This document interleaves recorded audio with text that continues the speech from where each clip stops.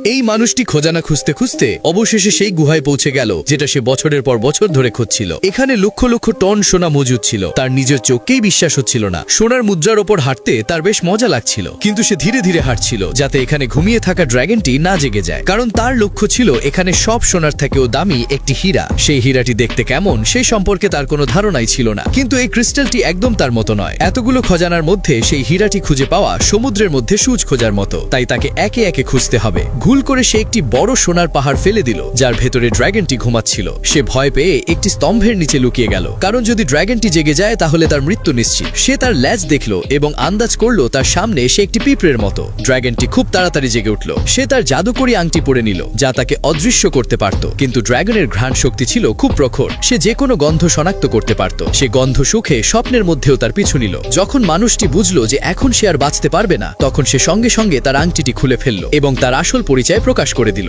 ড্রাগনটি তাকে দেখে হাসছিল। মানুষটি তাড়াতাড়ি অজুহাত বানিয়ে বলল, আমি আপনার গল্প শুনেছি, আমি শুধু আপনার সুন্দর চোখগুলো দেখতে এসেছি। এটা শুনেই ড্রাগনটি খুব খুশি হয়ে গেল এবং খালি জায়গায় গিয়ে তার পুরো রূপ দেখাতে লাগলো। আসলে তারও একজন শিষ্যের প্রয়োজন ছিল যে এই সব খজানার দেখভাল করতে পারবে। ঠিক তখনই মানুষটির চোখে পড়ল সেই হীরাটি, যেটা সে খুঁজছিল। সে ড্রাগনের আরো প্রশংসা করতে করতে ধীরে ধীরে সেই রত্নের দিকে এগোতে লাগলো, কিন্তু ড্রাগনটি তার সব চাল বুঝে ফেললো এবং পৌঁছানোর আগেই তাকে ধাক্কা দিয়ে নিচে ফেলে দিল। মানুষটি সঙ্গে সঙ্গে দৌড়ে সেটি নিতে গেল। তাড়াহুড়োর মধ্যে ড্রাগনটি গুহার একটি স্তম্ভ ভেঙে ফেলে। বাইরে তার বন্ধুরা যখন এই শব্দ শুনল, তখন বুঝে গেল ড্রাগনটি জেগে উঠেছে। তারা জ্যাকে তাকে বাঁচানোর জন্য পাঠালো।